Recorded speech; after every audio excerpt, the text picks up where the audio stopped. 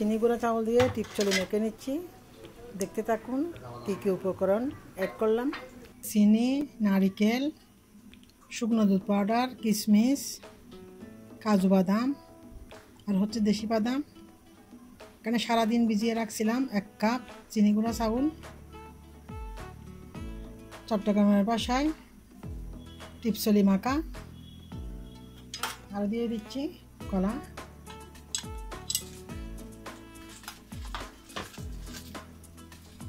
এটা ভালোভাবে মেখে নিতে হবে। মেখে নিচ্ছি মিহি করে। সব কিছু ভালোভাবে মেখে নিয়েছি। একটু খেয়ে দেখলাম, খুব টেস্ট হয়েছে। অল্প করে লবণ দিয়েছি।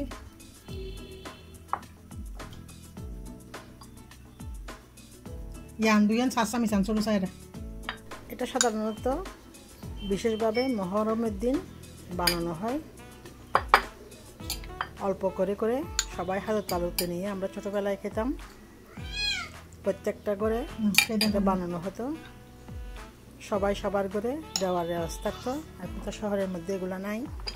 তারপর আমি আমার বাচ্চাদেরকে, আমার ফ্যামিলির সবাইকে মহরমের দিন চাটবেগে টিপচলি বানিয়ে খাওয়াবার চেষ্টা করি। ছোট্ট একটা ভিডিও আপনাদের সাথে শেয়ার করলাম। আশা করি ভিডিওটি সবাই ভালো লাগবে। এখন পর্যন্ত ভিডিওটি দেখার জন্য সবাইকে অসংখ্য ধন্যবাদ। আল্লাহ হাফেজ। আসসালামু আলাইকুম।